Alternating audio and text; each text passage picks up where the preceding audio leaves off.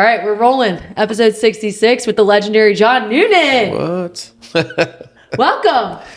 Thanks for having me. I'm so excited to have you. You were on our hit list from the moment we started our podcast, and we've been very much like selective. Sometimes I'm like, we go back to back hard, amazing guests, and then we like fall off for a little bit. So you've been one we've been wanting to hit for a while. I wanted to get you in season, which we are now. Correct. So yeah, super excited to have you. It was a long time coming. Well, it's great to see you, Mary Kate. Yes. We got a long history together. Long history together. So most people probably know John Noonan. Obviously, he's the head Ursuline basketball coach. I'll kind of get into briefly your bio, but you were my first AAU basketball coach, first like trainer. I think I met you at 8. I tried out at 9. And I was like yours at 10, like from Right. 10 years old, Wildcats days. Yeah. Crazy. The good old days. The good old days. That was when AAU What a was- crew. What a crew. If you look back at Yeah. those photos, hilarious. And where we all are now. A lot of great memories. So many great memories. So yeah, let me give you a quick bio, and then we'll jump into it. So John Noonan has been the head Ursuline basketball coach since 2009. He coached the Raiders to over 250 career wins, 14 Final Fours. He's 5-1 in state titles and was ranked top 15 nationally in both 2015 and 2017. Past my time, but you're just crushing it. So you won state championships in 2012, 2015, 2016, 2017. USA Today Head Coach of the Year 2015. Delaware Coach of the Year 2012, 2017. Catholic Conference champs, too many to even rattle off. 9 straight Final Fours. You were the assistant coach for 2006 and 2008 state championship. I was the 2008. And then Nike Skills Academy coach instructor from 2005 to 2008. And you're also a proud father of 2, Austin and Tanner. And you work at ATI. That's correct. What's your title at ATI? All true. PTA. PTA, okay. Yeah. And what is that? Physical officially? therapist assistant. Physical therapist assistant. So you do everything. A little bit You of do it all. everything. A little bit of everything. Keep busy. You do keep busy. So obviously main thing, Ursuline basketball coach. Raiders are the best, the best basketball team in the area. Probably for the most consecutive, We've had our consistent moments. years. We've had our moments. We've had our moments. So We're blessed with great kids. Great kids. And for anyone that doesn't know, Ursuline's a small all-girls school in the city of Wilmington, just around the corner from here. I went to Ursuline from 6th grade all the way through high school. It's a magical place. Small class sizes. It's just a great place. Agree. Yeah. It's not for everyone, but Yeah. there's something special that happens in those walls for sure. 100%. Yeah.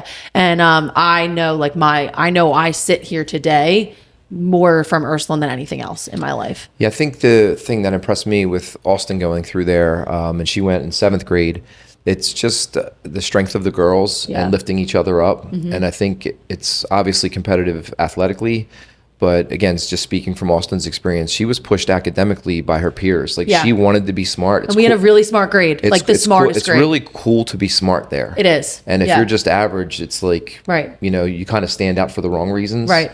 And you get pushed. And it's not just the teachers and the administration, it's your classmates. Yeah, Yeah. definitely. Yeah, like it was you, if you didn't have an activity after school, if you weren't in the play, if you weren't going to sports, if you didn't have the club, right? Like you were definitely like the weirdo. You were the odd man out, which is definitely not the same for other schools. So take us back to the beginning. You're a Delaware guy. Oh, the beginning of... Like grade school. Start at the beginning. So Our Lady of Fatima in Newcastle, that's where I grew up. And, played Little League Baseball was my Mm-hmm. first organized sports experience, which was really cool and really fun. That led into that was actually, it was the Fatima team, but it wasn't related to the school. It was Suburban Little Weird. League. Okay. But it just ended up in green and gold basically my whole life. And those same colors, we were the Green Knights. And then that led into football season, which I played for the Virtue Real Estate Vikings, flag football. And Who got that sponsorship? It just kept getting better. Yeah, The Little League experience was phenomenal. And then you go into like the football with your dad's best friend as your head coach. Yeah. All my buddies from my neighborhood, and it Yeah. was just ridiculously fun. Right. And then weirdly, I really didn't have an interest in basketball. I was like 2 foot tall. And I remember this. It was fifth grade, and my dad said, "You have basketball tryouts tonight." And I was like, "I don't want to go. I'm going to be, an NFL player. I'm going to be a Major League Baseball player."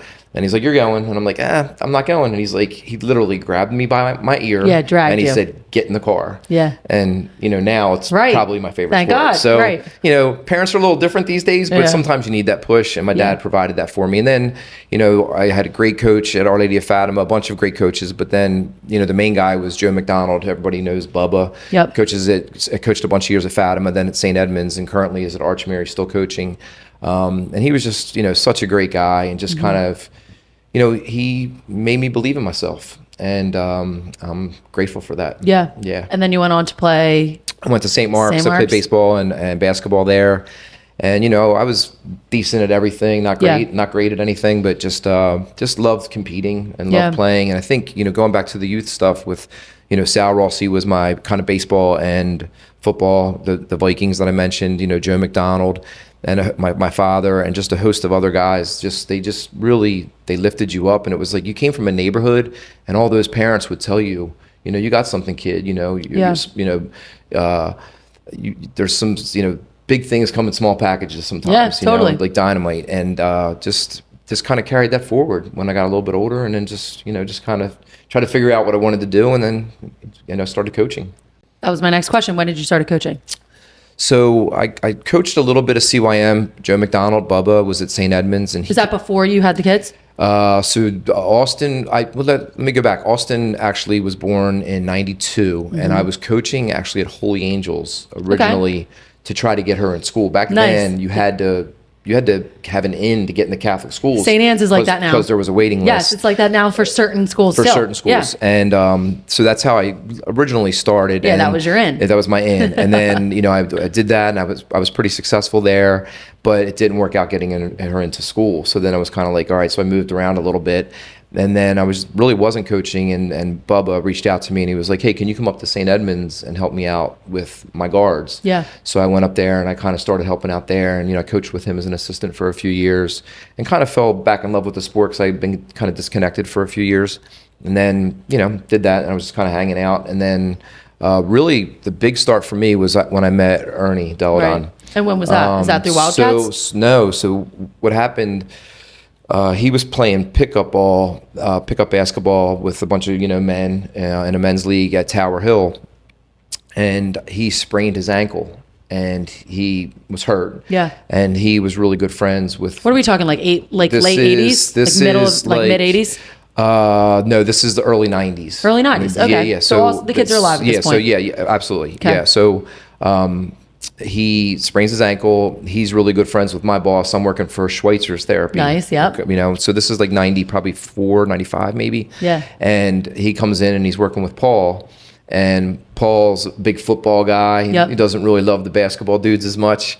And he was like, I got this new kid that works for me. And he was like, he says to Ernie, meet this kid, and you're going to work with him because he knows more about basketball. So I started rehabbing Ernie a little bit, and he basically said to me I think it was like a Tuesday, he was like, hey, I got to leave on Friday this week early because my son has a game, and that's Gene. And he was playing in a tournament at Corpus Christi, and I was like, all right, no problem. So we made that adjustment in his schedule, and then we got talking a little bit about basketball, and he literally was like, hey, why don't you come out and check it out if you're not doing anything? And I was like, I played in that tournament, I know a lot of the guys there, so I called Jody. I was married at the time, and she was like, "Yeah, go ahead and go." So I come back home to her in Austin, and I go to the game, and I walk in, and like all these coaches are like, "Hey, John, how you been?" And they all know you. And he was like, "Yeah, you really do know some people." Yeah. And I was like, "Yeah, I told you I played in this league."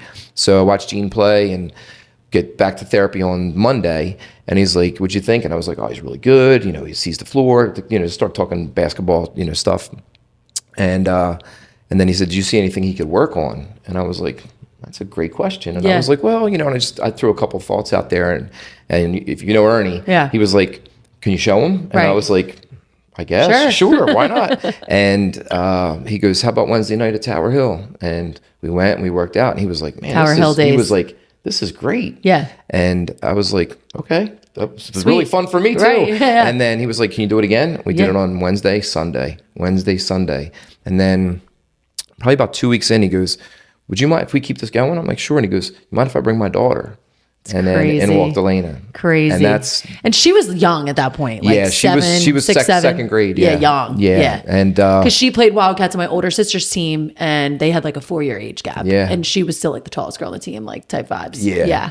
She was definitely tall for her age, obviously, but just like incredibly skilled. And I think sometimes people are born to play. Definitely. So like you could take credit and be like, oh, I taught her this or I taught her that. She was nature good. versus nurture. She was good. Yeah. Really she had good. it in her. Yeah, for sure. I mean, you look at the Deladons, it's like, I literally picked my husband for breeding. So they've got good genes, literally. No doubt. Yeah. So he's flexing behind me. Yeah. Our joke is I was a jersey chaser. I was literally in college, just straight up looking at, if you had the blue backpack at UD, I was like, yep, you're good. Cause I'm just like, I'm tall. I've got good genes. That's exactly right. Yeah. And it worked out. I ended up liking him. So yeah, that's a good thing. Yeah.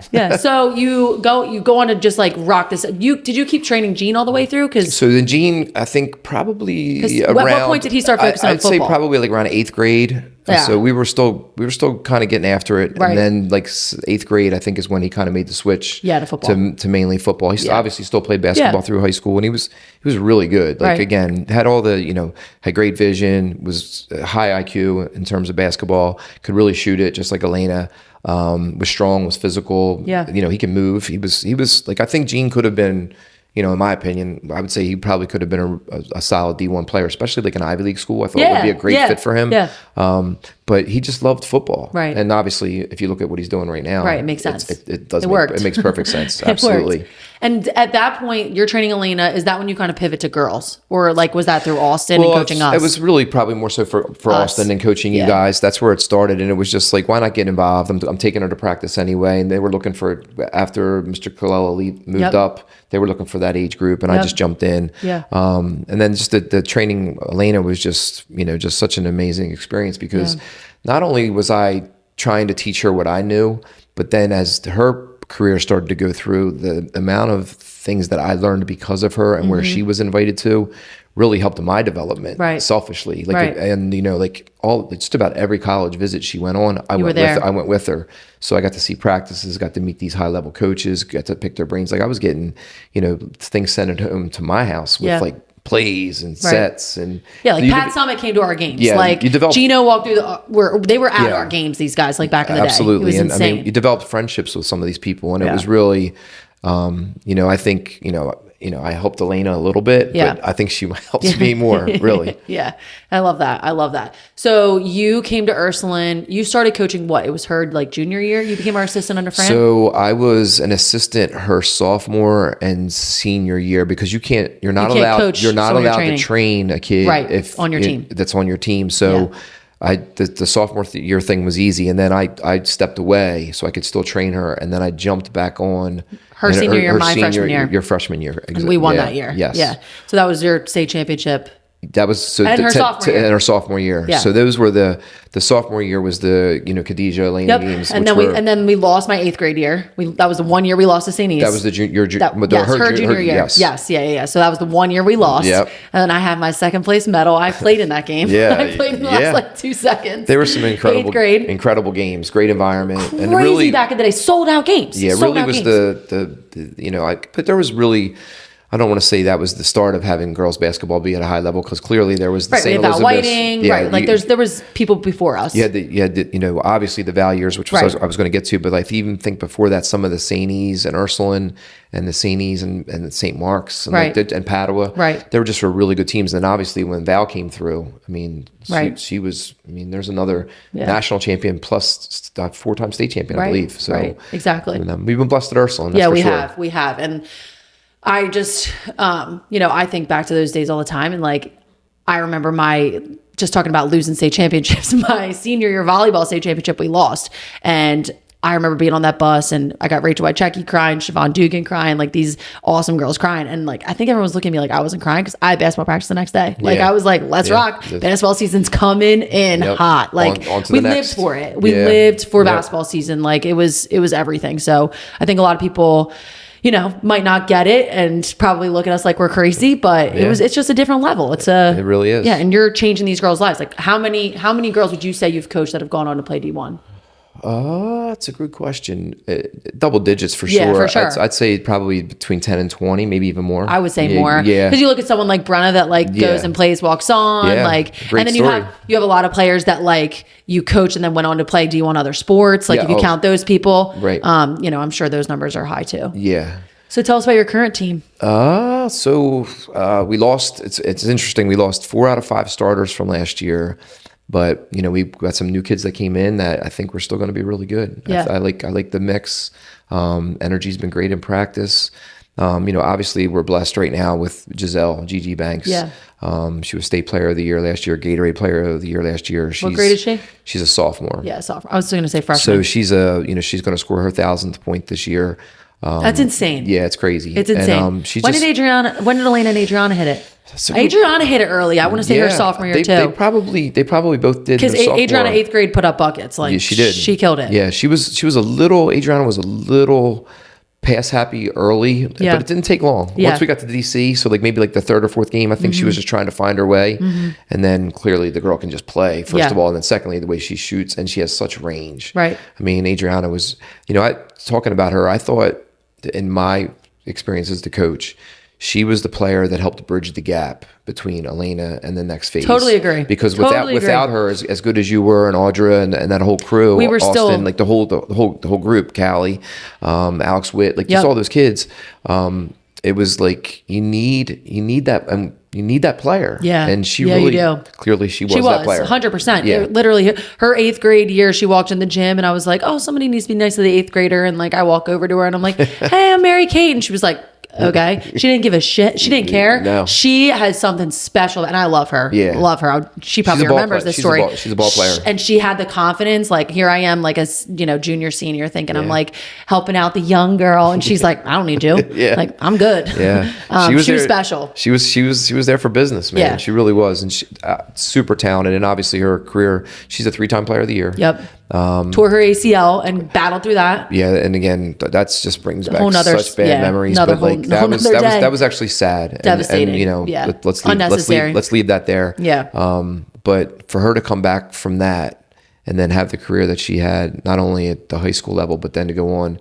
And I don't know if you know this or not, but she's played the most minutes in Villanova's history. No. She's also the all-time leading three-point shooter in Villanova's history. That one. Yeah. She's also the all-time leading three-point shooter in Big East history. It's wild. That's crazy. And that's special. That includes Connecticut, by the way. Yeah, that's insane. That's insane. And you're talking about a 5'7" guard. Right. Little. Just a tremendous ball player. She was phenomenal. And I think it all goes back to confidence. She had something special. Yeah. Same thing. Are you born with it or are you, nature versus nurture? She was born with that. Absolutely. Yeah. Totally agree. Tell us about your team now. Back to your current team. So do you still have the same style that you coached when I was there? Or do you feel like things have changed? A lot of similarities. We're doing similar stuff, but the girls, I don't want to say they're more athletic, but there's more girls that are that athletic. Right. So when you run in the schedule that we play, there's not many easy ones. So you got to have some different things.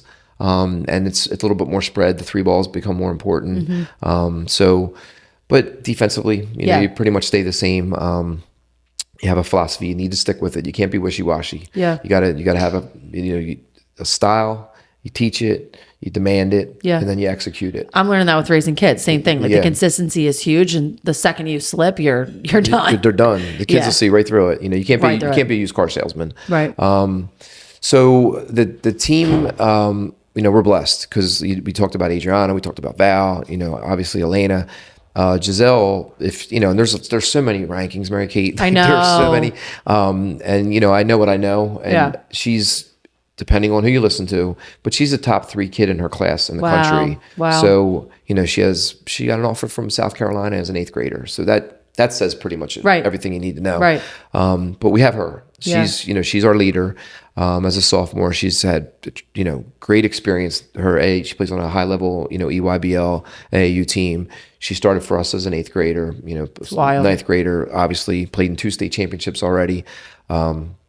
So we're going to kind of go where she takes us. Yeah. But then we brought in some new pieces. We lost Taylor Brown to Long Island Lutheran, which hurts. Yeah. Because not only because of her talent as a ball player, but just a great young lady, just a kid that the whole school loved. Yeah. The administrators loved her. Right.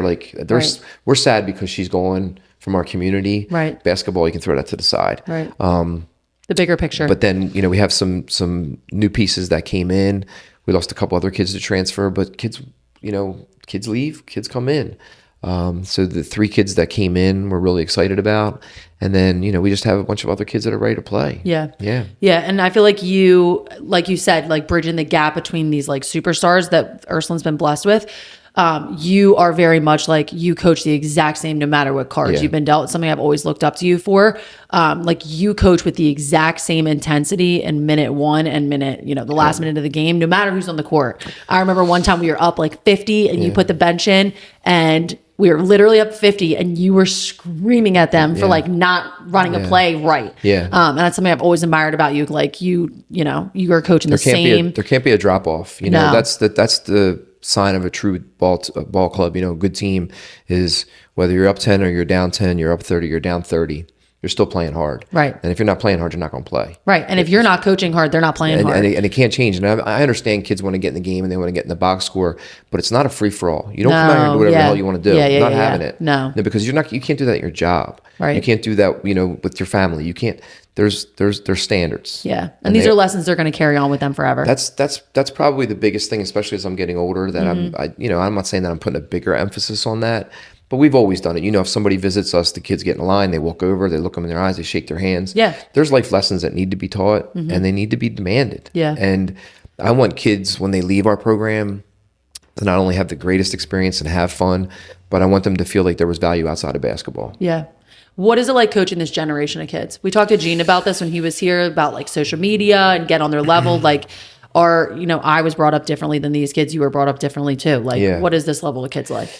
I don't want to say it's challenging in that it's so different that you can't manage it. It's just, I think you have to keep it fun. Mm-hmm. And sometimes that's hard as a coach because you just go in and you're like, we need to do this, and this today. Let's get this done. Yeah. But I think it is important that the kids like you as a person. Otherwise, I don't think they're going to play for you. Yeah. And they won't play hard. So, each team, and you can say you coach every kid the exact same, but not every kid receives the same message the same way. Right. So, you kind of have to have a little bit of talent in just dealing with people. Yeah. And I think my job's trained me really well with that. We see 120, 150 patients a day. Right. So I'm seeing people that have this, and this going on, and I have to adapt and I have to adjust. Mm-hmm. So the same thing, with our team, you have to, kids having a bad day, have a conversation with them, but you need to let them know that they can come to you. Right. And a lot of times they're afraid to come to me for whatever reason. That's where assistant coaches come in. Go talk to Frank. Yeah. Go talk to Abby. We love Frank. Go talk to, whoever it may be, whoever's on the staff, Dave, Jaquetta, Meg, whoever it is. Meg, insert person Alicia, here. Whoever. It's like you have to understand that these kids are going through things. Yeah. And it's different than when we came up. We didn't have social media. And, I'm grateful that we didn't have it. Thank God. I know. I wish I did. I love it. It's my life, but. Literally did some silly things and, it wasn't getting caught on film. And, I'm trying to kind of learn as I go. Yeah. And I let the kids know that, at least I try to. But again, just with this current group, the energy's been great. We're keeping it fun. We do our work and we get out of there. Like 2-hour practices for me aren't the standard anymore. Right. So we can get the same thing done in 90 that we could in 120. Totally agree. Right. And it's like, but that only works if you step on the floor ready to go. You got to be ready to go. There's no wasted efficiency. It's like you want your game to be efficient, but you also want your practice time to be efficient. Right. Everything that you talk about, like it's like, attention spans. If you go out there and you're like, blah, blah, blah, blah, blah, blah, blah, blah, blah, you lost them. Yeah. I was at a Nike camp one time and the guy said, if you have something you want to say, I've made a point. Don't say something different than I did. He's the guy running it. But he said, if you do want to say something, here's how long you have to talk. Pretend like you have a match, light it, hold it up. When it starts burning your fingers, shut up. Yeah. I was like, it's true. That's not long. It's not long. But you can make your point quick and then you move on. And you tell the kids, if you don't understand, get in the back of the line and watch. Right. If you don't understand my words, visual. Watch someone else. Let someone else go first. Come talk to me and we'll figure it out. And I think with that style, I think it works with these kids. That's good. Yeah. And we even find with like content and social media, if you don't get what you want to say in the first 5 seconds, they're scrolling, right? The attention span is minimal these days. So what would you say, like vibes wise, what's the most fun team you've coached? I know it's a big question. That's a tough one. Because you've had some like funny, like you guys, you always like, I'm always in the like Jill Lyons, Meg Carter, Brenna crowd, and they're always like, all that BS, and I'm always like, I literally wasn't there for that. Every team is so different and so special. Like, how about if I say this? I just remember we had to go down to Dover for a playoff game because something happened. It was a quarter. And we were the 7 seed, they were the 2 seed, and we had to go down there. This is Kelsey Miller, Kelly Dugan, yep. And this actually was my first year. Your first year, yeah. So we go down. We lost semis that year? We lost in the semis. Yeah. We lost first 3 years in the semis. Yeah. So we go down to Dover to play, and Dover was really good. And there's a lot of stuff that happened before the game that was kind of shady, but we'll leave that over there. And we end up winning, and we got to get the police escort. No, that was going to DC. That was funny too. Yeah, it was the snow, right? We had to have the police escort. But we go down to Dover. We were a 7 seed, 2 seed. We go down there and we end up winning. And we got to come back. We got to go to chapel, as you know. Yeah. So I hope Susan Heist doesn't see this. But she doesn't. 2 things. Everybody's like, we want to go to Sonic. We want to go to Sonic. We want to go to Sonic. Yeah. So we go to Sonic, and boy, do you want to talk about service. They are not Chick-fil-A. That thing takes forever, right? So you guys are sitting there. It's cold out. And you got where and the it was van baby parked, season. Remember, we had the babies? You guys were pretending like you guys were on a roller coaster. And it was so funny to watch. And everybody was so happy. Yeah. And then meanwhile, we're supposed to be back at school at this point. We're still in Dover. Yeah. And she's waiting for us to go to chapel. Yeah, and like Sister Betty is probably sitting in the front pew. Sitting there. Sister Regina, they're all there. And they're like, we're supposed to be at chapel now. And I called Susan. I'm like, we're almost there. We're like by the mall. We were still in Dover. And I was just like, there's no way I'm not taking you guys to Sonic. That was during baby season. So that was when Ursuline back then did the baby project, and everybody's babies are in those photos. Yes. Like those are the good old days. Yeah. I miss that.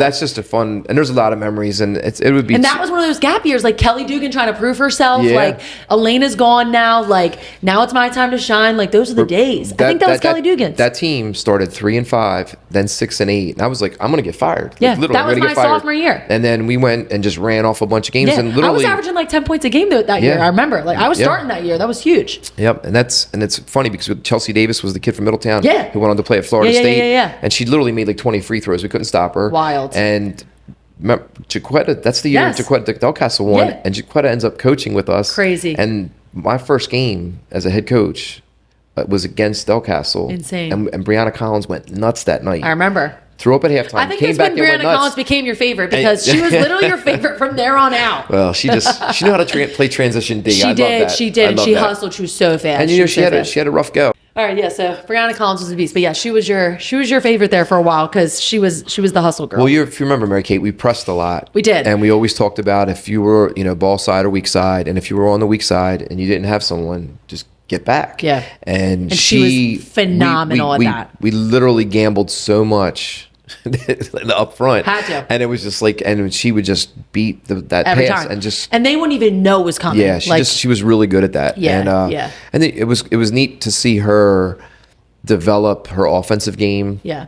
Her leadership, and just take control of that team, because like you said, for her and Kelly in particular, all those other years, you're playing with one of the best players in the world. Right. And then you got Kelsey Miller on top of that, trying to prove after Kayla's gone. And like there was a lot. And she's come back from ACL. Yes. Yeah. So there was a lot of stuff going on there. And it's just, I remember actually in a playoff game where Kelsey got hammered, and it was against Brandywine, and she went to the ground. And I remember looking up and I saw Jeff coming from the stands down. And I ran out on the floor just to make sure, because it wasn't clean. Yeah. Let's just say that. And we were doing well in the game. We were up. And I remember we were kind of getting ready to start backing off. And I remember getting into the huddle after we made sure Kelsey was fine. And I remember Brianna Collins going, it's personal. Yeah. Yeah. I remember this. And I was like, I remember this. Who was that kid? Yeah. And I was like, because she was always so calm and cool and collected, and like, it's all good. Like, yeah. Exactly. And I just remember thinking, we're going to be fine. Yeah, we're good. Because that's, as a coach, sometimes you're waiting for that to happen. And that actually makes me think of something, because like, I was new. I didn't really know what I was doing. Mm-hmm. I mean, I know a little bit about basketball, but really being a head coach, did I really know what I was doing? That's debatable.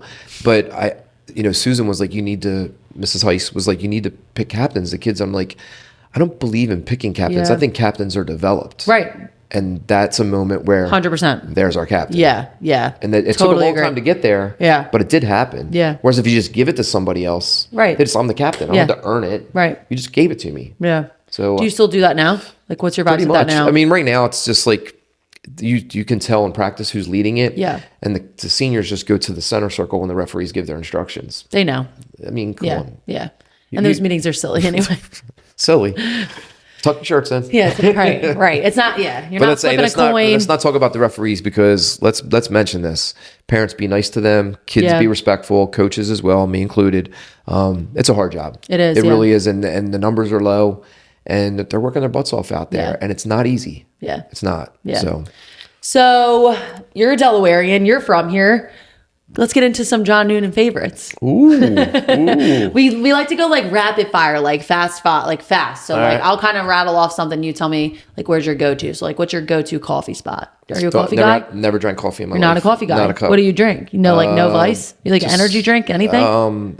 I like adult beverages Okay, every once in a while. like a nice Coca-Cola every once in a while. Yeah. Okay, so not a coffee guy. Yeah. All right, what's your favorite pizza? Delaware pizza. Ooh. I'm a Newcastle guy, so I got to throw it old school good Portofino's. So like, I don't even know that. Yeah. It's weird to me. I mean, there's a lot of good ones around, but like it's kind of like what you were raised on. Right. You know? Oh yeah. There was a place down the street called Mr. Pizza. Yeah. That was the best. Yeah. I love that. Favorite like go-to restaurant in Delaware? Like where are you going out to dinner on like a random Tuesday night? So this was kind of a new one. After Austin and Tanner both moved away, and then they came back, I kind of moved around a little bit, and every time they were home, we just ended up at Valley. Nice, Valley's good, and it's like a hidden gem. Yeah, I think so too. Valley's fire. That's a good answer. Yeah. Good answer. What's your favorite like bar? Favorite spot for a drink? So I mean, if people want to find me, they just say they just go to Rooney's. So like Joey McCoy's my boy. I love that. I love that place. McCoy's on the hit list for the podcast, Yeah, but I want to get him on before St. Patrick's Day. He's the best. I'm going to hold off for St. Patrick's Day. His dad, and Pearl's Lisa. mom. I'm friends with Lisa. Yeah, they're great people. And then you know my man Paul Ogden, Famous Joe's. Yeah. And then my boy Country that bartenders up there. Dan Faircloth's the best in the business. Yeah. Okay. What's your favorite takeout? Like if you're getting something to eat on the go. Ooh, on the go. Takeout. You know what I do a lot, which is like weird, is just because it's close to my office. I just literally go into the Acme in Clay Creek and get sushi from there. It's solid. I swear. How do you not get sick? It's so good. It's so good. Takeout. I don't do a ton. You don't of do like El Diablo or anything? Yeah, I mean I'll stop every once in a while. Yeah. I don't really You're have a man favorite. of mystery. Yeah, I'm just I'm kind of picky when it comes to food actually. How do you? I was going to say favorite book, but are you a book guy? Not really. No. How do you? I know you watch a ton of basketball. Film, a lot of film. I read like motivational books and stuff like that, coaching stuff. Yeah. You listen to podcasts or no? I read a book to fall asleep. Nice. That's like it's fair. Yeah. So little bit of reading, but not much. You do podcasts or no? More so now, but not a lot. More just like what I see on social media that pops up. I don't know if they're reels or they're whatever. Yeah. But like I sit there and I go like, why am I not listening to this? Yeah. Because I see ones that tell you what you should listen to, right. And I'm like, I need to do it. Sometimes I just don't know how to get to it. So maybe you can help me. Yeah. I got you. Who would you say you like model yourself off of, look up to the most? In terms of basketball, life, coaching, any of it. Coaching, I mean, I think John Wooden. Just if you just look at how he coached, it's like everybody I think follows him. And then I thought meeting Pat Summitt was amazing. Huge. Gino, Tara Vanderveer, like on the women's side. Current college coaches, I've always been a big fan of Tom Izzo. I like his style. I think Krzyzewski just has some really interesting thoughts, and just the way he approached the whole thing with coaching, and he seemed to be really true to his players. But then just like locally, I think my boss Paul Schweitzer is one of the best guys I've ever met. Yeah, good dude. Obviously Ernie Deladon. I tell Ernie all the time, he's like a dad, an uncle, and a brother, and a great friend, all in one. Yeah, like he's a wealth of knowledge. I swear the dude, he knows everything. Yeah, I don't think he sleeps. Yeah, I don't think he sleeps. Yeah. Okay. What else? Where can people keep up with you? Are you still doing OHP? I am. Yeah. So tell us about that. So doing camps in the summer, usually about 3 weeks, and then still doing some training. I've kind of backed off a little bit with that, just with Ursuline the gym getting redone. It kind of was hard to get a facility. Yeah. And that's just really fun because it's, I think it's the best way to meet kids without going out and recruiting. So like if Right. you're going out and you're going to games and you're wearing your Ursuline stuff and you're going Right. up to parents, which I've never done and I Right. never will do. I just, I feel like you develop relationships with kids when they're young. You can catch them when they're in second, third, fourth, fifth grade. Right. Through They these either camps. they either like you or they don't. Right. And then they say, hey, let's go take a visit to that school Yeah. and let's go watch a game and that kind of stuff. So Yeah. I think that's part of the business there, but it's also, it's just fun to do. Yeah. And I knew I was going to go to Ursuline from when I first started volleyball camps at Ursuline. Sue Heiss used to run the volleyball camp in the Yeah. summer, and I was in like 4th grade, and I was like, I am coming here. Yeah. Like whatever it takes. yeah, and you just meet so many people through that, Yeah. that avenue. And I just enjoy it. And even if they end up going to a different school, it's like, hey, you're doing great. Right. It's just like, Right. There's and plenty it's to go such a around. small state. Like, Yeah. just be nice to everybody. Yeah. It's Yeah. it's not hard. Yeah. What would you say is your biggest rivalry this year? Like who's your biggest competition? And in state?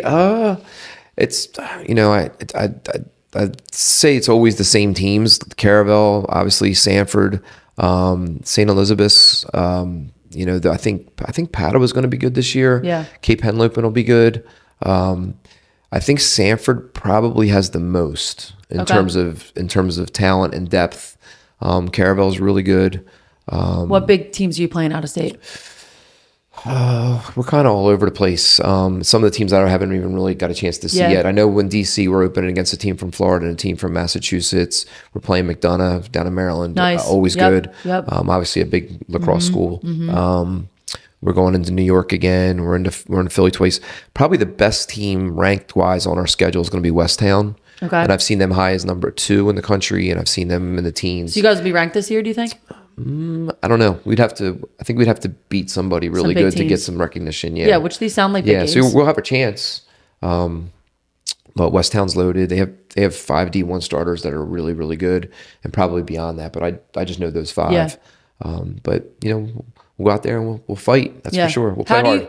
How do you manage all this stuff? Like I know both your kids are out of the house, but like you've been a dad through this. You have a full-time job. Coaching is my mother-in-law is Garnet Valley head coach, and like I know from watching her that is a full-time job. Yeah. So you've got multiple full-time jobs. Like how do you manage all this? I don't know. I really don't know. I don't know. I don't know if I know the answer to Yeah. that. It's just, I think the practice thing is easy because I love it. That's my Yeah. favorite part of the day. So then it's just the administrative stuff. So having assistant coaches that can help you, having a great AD, which we do in Lauren DeSabatino. But then just, trying to stay organized as best you can.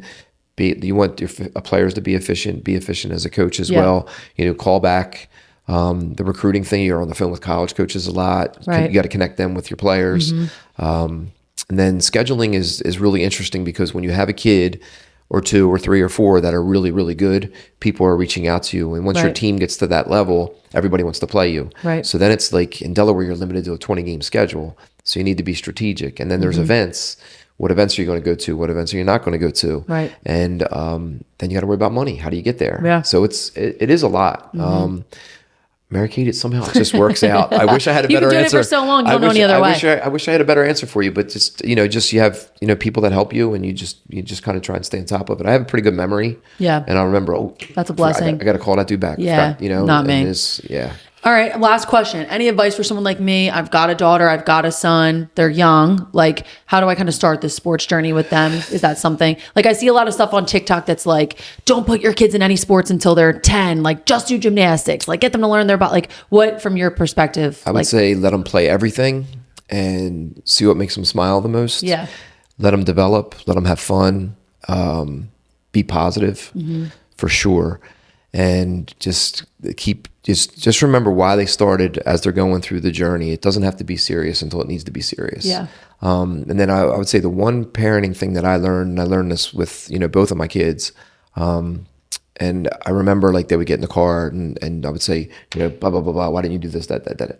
And the conversation was terrible. Yeah. And I felt like a lot of times it was leaving Ursuline stuff with Austin. Yeah. And our ride home was really long back then. Right. And the conversation was terrible, Mary Yeah. Kate. And I wasn't being a great parent. Yeah. And Because Austin was definitely not the star on the team by any means. basketball, she was definitely not the star, Yeah. but she was solid. And then lacrosse, she was the star. Right. And then field hockey, she was really, really good. And Right. it was like, but basketball is what I knew. Right. And I don't know the other sports very well, but like I would say something to her and then the response would be the conversation was very short. Yeah.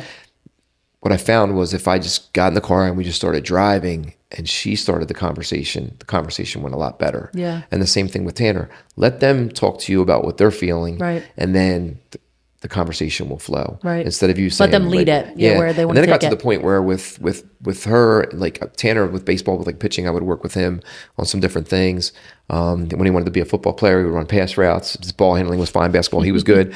But then like with Austin, I would take like a notepad into like her lacrosse games, which was her passion. Right. And I would just do like a shot chart and empties and fulls, which she made and she missed. And I would just hand it to her. And let her. And then just let her watch it. And Right. she would look at it and she would like go, she'd like, what? And the conversation was simple. Right. So just, keep it fun, make it fun, and let it be fun. Yeah. Yeah. And I That's think great advice. it's just, you're going to do a great job. Thanks. And Vince is going to do a great job as well. And I just think it's remember, and it's like, why did you start playing basketball? Why did you start playing volleyball? Right. Because you loved it. Right. Don't take the love from them. Yeah, I love that. That's great advice. I think it's a great spot to end it. So thank you, John Noonan. You were incredible. You're OHP Basketball on Instagram? Yes. Yeah, so follow him there. Keep up with the Ursuline Raiders. I think the Instagram's like UA Raiders Basketball, maybe. Yep. Yep. And I think you guys are on Twitter too. Yep. So keep up with them. They're going to have an awesome season. Thank you for coming on. Thanks for Long having time me. overdue. John Noonan, episode 66. Thanks to everyone for tuning in.